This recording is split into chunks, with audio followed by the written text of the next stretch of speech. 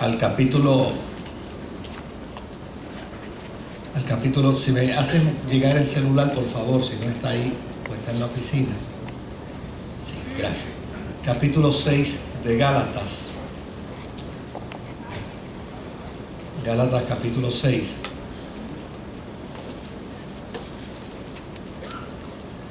Y vamos a leer del verso 1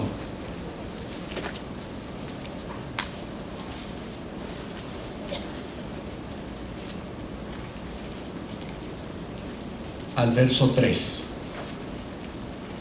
Gálatas capítulo 6, verso 1 al verso 3. Si le puedes dar un poquito de high, te lo agradezco muchísimo. Gracias, así está bien. Y leemos la palabra del Señor a la gloria del Dios que es Padre, Hijo y Espíritu Santo. Amén. Hermanos, si alguien es sorprendido en pecado, ustedes que son espirituales deben restaurarlo con una actitud humilde. Pero cuídese cada uno, porque también puede ser tentado. Ayúdense unos a otros a llevar sus cargas y así cumplirán la ley de Cristo. Si alguien cree ser algo cuando en realidad no es nada, se engaña a sí mismo. Que el Señor añada bendición a su santa y bendita palabra.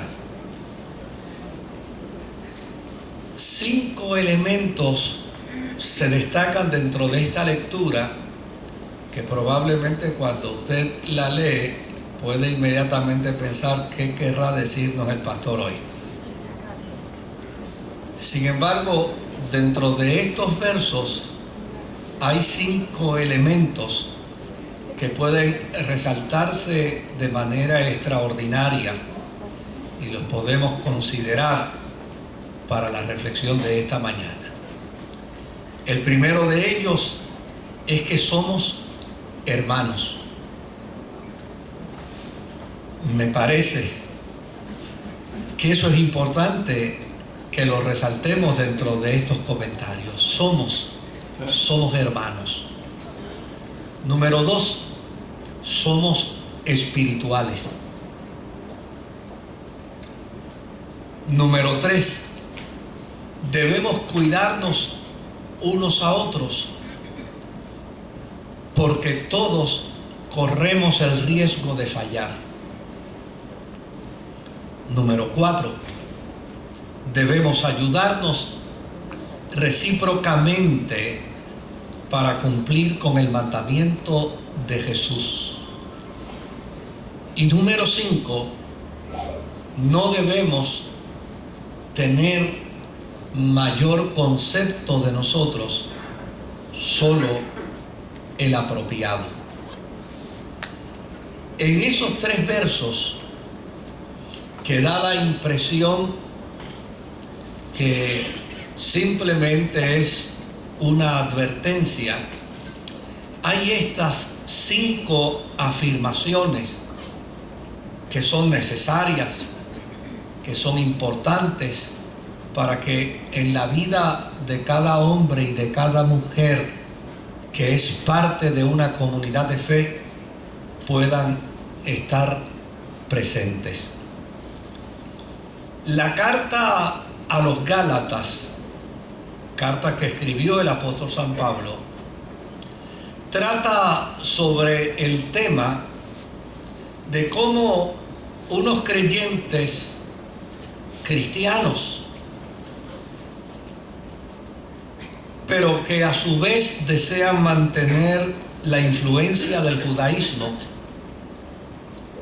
están provocando se deteriore el mensaje de fe que Pablo alega haber recibido directamente del resucitado. Pablo en esta carta es muy fuerte. Yo creo que si en alguna carta Pablo es fuerte, incisivo en sus escritos, es en esta carta. Pero desde luego él sabe perfectamente que lo que él ha denominado como su evangelio, y no es porque es producto de su imaginación, sino porque él alega haberlo recibido del Señor. Y desde luego, cuando usted está claramente consciente de que su verdad es la verdad, pues a usted no le preocupa las consecuencias que pueda sufrir por esa verdad. Y Pablo está perfectamente consciente que él recibió este evangelio de parte del resucitado. De hecho, cuando uno lee la carta de Pablo a los Corintios, en esa porción que utilizamos para la cena del Señor, Pablo comienza la carta diciendo: porque yo recibí del Señor lo que también os he enseñado. Si algo claro tenía Pablo, perfectamente claro, es que él había sido visitado por el Señor, por el resucitado, y había recibido instrucciones directas de él con respecto a su ministerio. Y ante la problemática de la comunidad de creyentes de Galacia, Pablo les hace saber que no hay otro evangelio, solo el que él recibió. Punto. No hay otro evangelio. En el evangelio hay que ser profundamente categórico. No hay espacios para filósofos, ni para gente que quiera de alguna manera volver a reinterpretar la experiencia de la fe. Pablo les diría a los tales, llana y sencillamente: no existe otro evangelio. Pablo les hace saber que bajo unas circunstancias muy particulares él fue llamado para proclamar ese evangelio, y que como resultado de ello él puede afirmar que ese es auténticamente el evangelio que debe ser proclamado. Lo que es interesante es que dentro de esa carta Pablo da testimonio del convencimiento que tiene sobre ese evangelio. Imagínense, dentro de la iglesia, dentro de los 12 discípulos, la figura más preponderante, la figura más fuerte entre los 12 discípulos es Pedro. Eso es indiscutible. Pedro es el líder dentro de los 12 discípulos. Sin embargo, el convencimiento de Pablo de que su evangelio es el evangelio que recibió del resucitado, y que llana y sencillamente fue llamado para proclamar ese evangelio. Él cuenta en la carta a los Gálatas que por este evangelio él reprendió inclusive a Pedro. Es decir, al líder más grande que ustedes tienen, yo lo reprendí y le hice entender a él que estaba equivocado, que este es el evangelio que el Señor estableció y enseñó sobre la tierra. Fíjense qué dato interesante, ¿verdad? Cuando uno empieza a mirar los pasajes bíblicos y empieza a hacerle preguntas a ellos, las cosas que los pasajes bíblicos empiezan a respondernos.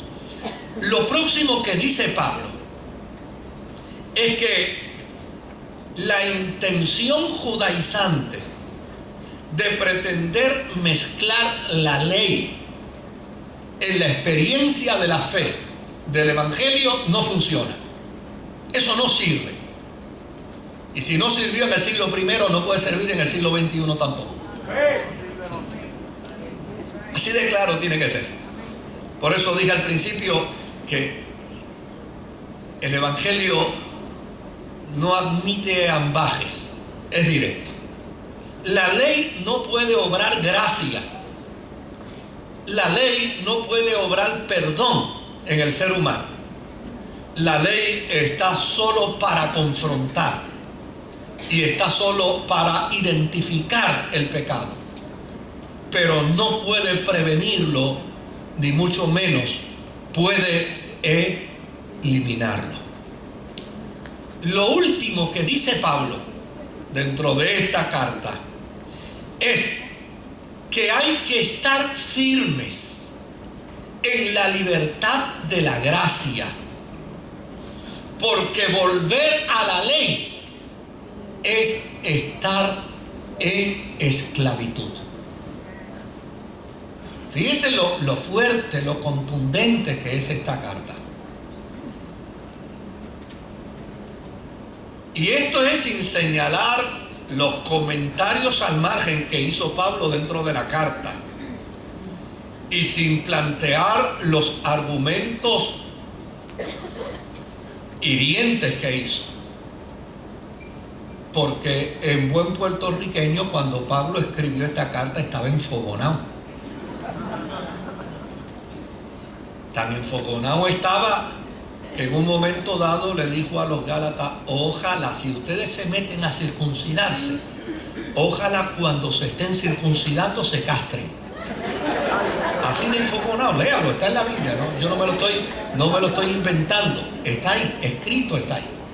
O sea, él estaba consciente que el evangelio del resucitado corría riesgo. Y si corre riesgo, hay que defenderlo. Ahora, sin embargo, en el último capítulo, Pablo cambia el tono de su carta y empieza a dar unos consejos de vida práctica para la iglesia.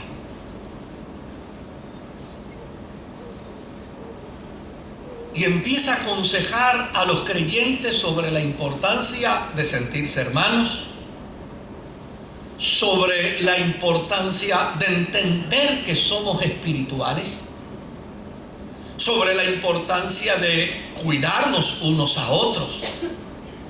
Eso es una responsabilidad cristiana.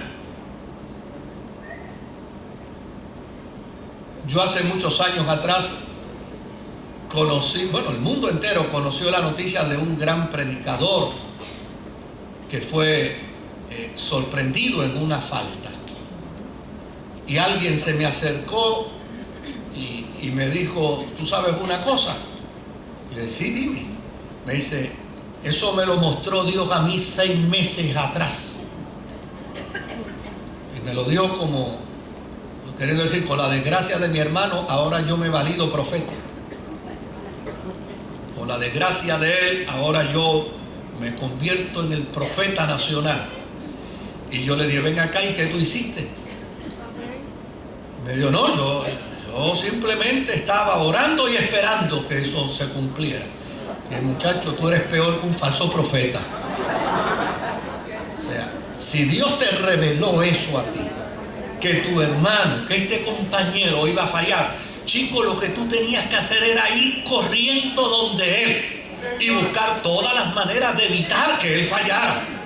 Pero sentarte como un león a esperar que la presa pasara para caerle encima y destruirla, eso es un acto de impío, eso no es un acto de profeta. Pues para el apóstol San Pablo esto es importante. Ahora, fíjese lo interesante de este planteamiento.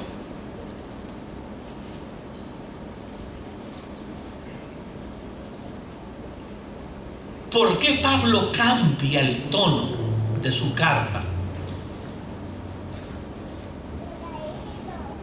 Y mire lo que uno descubre en las Escrituras.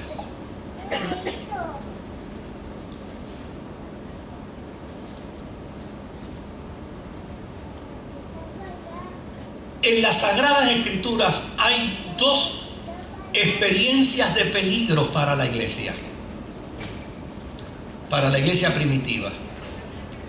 Una de ellas era el peligro del judaísmo que quería introducirse dentro de la fe. El otro era el peligro del gnosticismo que quería introducirse dentro de la fe. Dos peligros que pudieron muy bien destruir la fe cristiana, que pudieron muy bien aniquilarla, pudieron muy bien acabar con ella. Y la iglesia los enfrentó. Unos lo enfrentaron en la batalla confrontativa y otros utilizaron una estrategia distinta. La pregunta es, ¿quién logró más?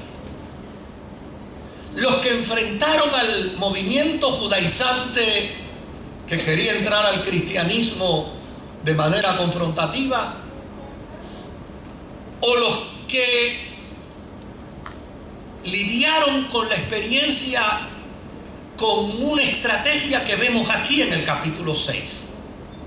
Pues yo les voy a decir que en la experiencia de la fe cristiana, el amor tiene que ser perdurable entre los cristianos, no importa cuáles sean las circunstancias. Me llama la atención que cuando entró el movimiento gnóstico a la vida de la iglesia, todos los cristianos agarraron armas. Y algunos de ellos empezaron a decir, el arma mía es más potente que la de fulano que va a pelear también conmigo. Pero Juan utilizó el procedimiento bíblico. ¿Y sabe cómo Juan resolvió el problema del gnosticismo en su tiempo? Invitando a los cristianos a amarse.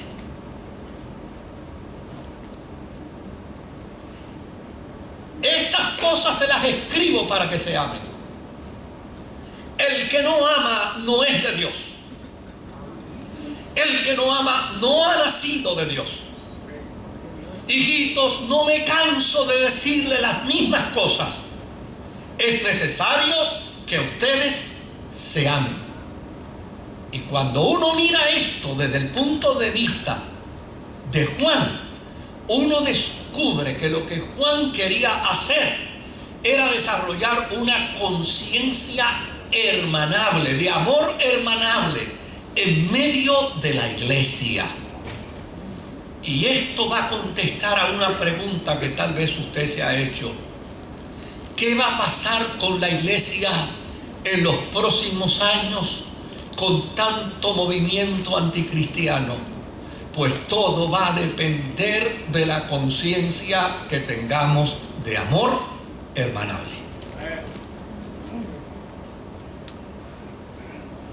Si usted se está preguntando qué va a hacer de la iglesia con los movimientos estos nuevos anticristianos, uno que se llama que Dios le pague Hacienda, otro que se llama el espagueti volador, ¿ah? ¿Qué Dios va a hacer? No lo sé. ¿Qué debe la iglesia hacer? Está en la Biblia. ¿Qué tiene que hacer un pueblo cuando se levanta una guerra de otros pueblos contra él? Tiene que solidariamente amarse. ¿Qué puede hacer una familia cuando se levanta una comunidad contra ella? Tienen que solidariamente ¿qué? Amarse. ¿Qué va a hacer un matrimonio cuando los suegros de ambos se levantan contra ellos? Eso puede suceder, ¿sabes?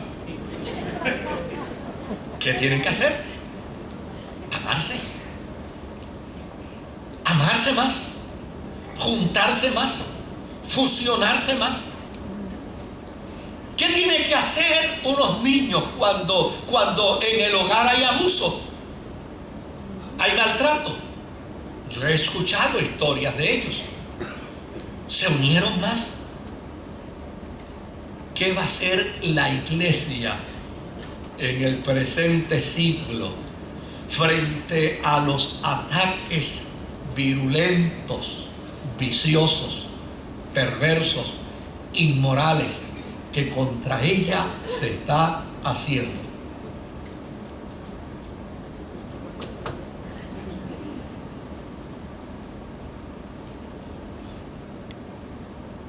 Acuérdese que los virus del otro no le afectan a usted su salud. Los que le afectan a usted su salud son los virus suyos.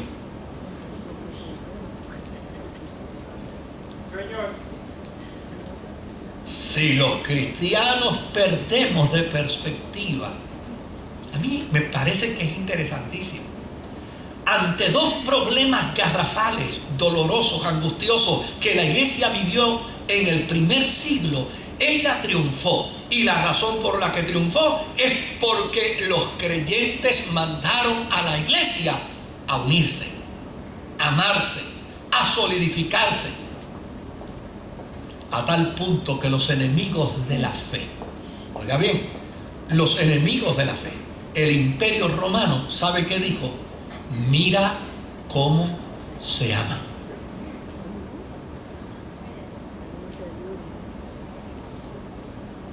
Mira cómo se aman. Es decir, aquí se pone de manifiesto la realidad de nuestra humanidad. Por una sencilla razón. La iglesia está constituida de seres humanos. Y los seres humanos no somos perfectos. Lo que puede cubrir multitudes de faltas en usted es el amor. Y lo que puede cubrir multitudes de faltas en mí es el amor. Oiga, en 40 años como pastor, yo he aprendido cosas interesantísimas. Y una de esas cosas que he aprendido es cómo el amor puede cubrir multitudes de faltas. Donde me han venido, no me pregunten nombres, pero donde me han venido esposas y esposos a hacer catarsis. Catarsis de su cónyuge. Y al final yo les he hecho una pregunta bien simple. Ven acá y después de toda esta catarsis, ¿qué tú vas a hacer? Me dice, no, nada, yo lo que quería era desahogarme, pastor. Desahogarte nada más, sí, desahogarme. Pero tú no vas a hacer nada. Pero ¿cómo voy a hacer algo contra el ser que amo? Si yo lo amo, si yo la amo. Es decir, el amor es capaz de cubrir multitudes de faltas. A veces hay gente que dentro de un espíritu fanático vienen donde uno y dicen, pastor, ¿y por qué será que Dios no acaba de exterminar esta humanidad? ¿Usted no los ha escuchado? ¿O es de lo que los ha dicho? ¿Por qué el Señor no acaba con esta humanidad? ¿Sabe por qué? Porque les ama. Y el amor cubre multitudes de faltas.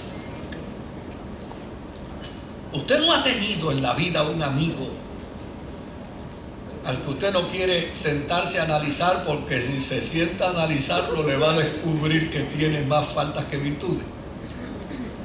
¿Y por qué sigue siendo su amigo? Porque la respuesta que uno da es, chico, es que a pesar de todo yo lo quiero tanto,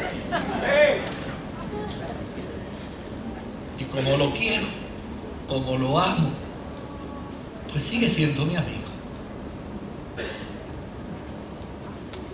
¿Qué va a hacer la iglesia de Jesucristo en este país donde se ha levantado una horda de males contra ella, les recomiendo, bíblicamente hablando, que comiencen a desarrollar una terapia de amor y de comprensión.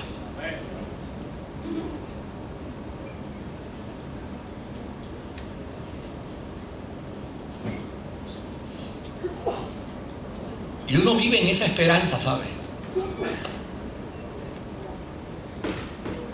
Yo he estado viendo los procesos de cambio que se están dando en nuestro país.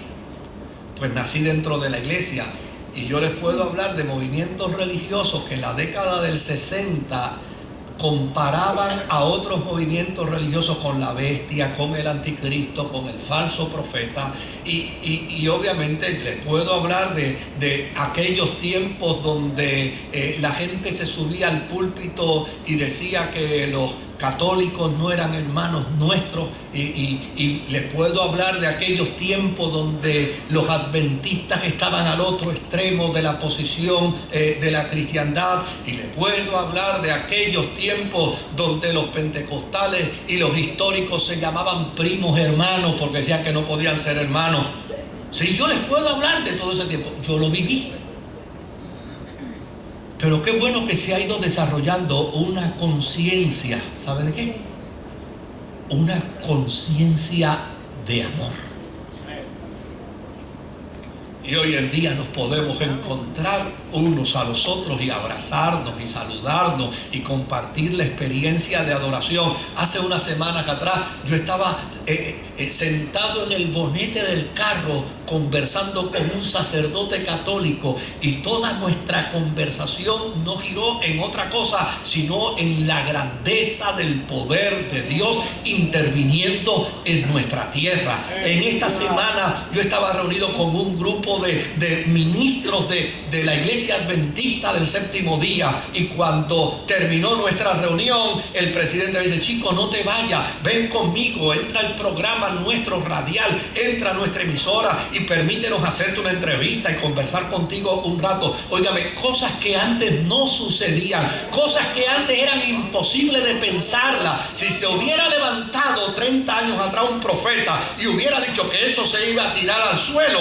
probablemente hubiéramos pensado que estaba dando una mala profecía. Pero son las cosas que hoy en día los cristianos necesitamos concienciarnos. Ustedes recuerdan aquella pareja que traímos a la iglesia, aquella pareja que traímos a la iglesia que eran pastores en Irak.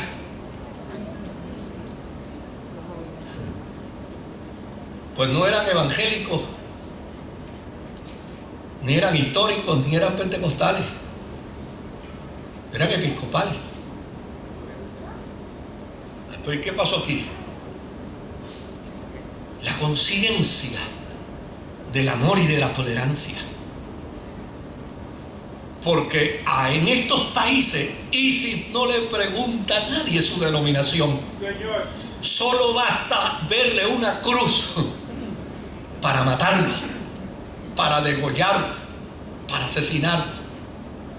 ¿Y sabe qué produjo aquel encuentro aquí en la iglesia de ellos? Que al final me tuve que quedar con ellos más de hora y media en la oficina conversando, porque cuando vieron el entusiasmo, cuando vieron el carisma, cuando vieron la manifestación del Espíritu allí en la oficina, me decían: pastor, oriéntenos, díganos cómo es, porque nosotros queremos llegar a nuestra tierra, y esto que estamos recibiendo de ustedes aquí, nosotros queremos que la gente de nuestra tierra también lo viva, también lo experimente.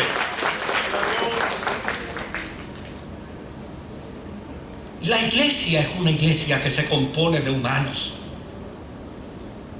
Somos un cuerpo, y como tal tenemos distintos miembros, y estos actúan en funciones distintas.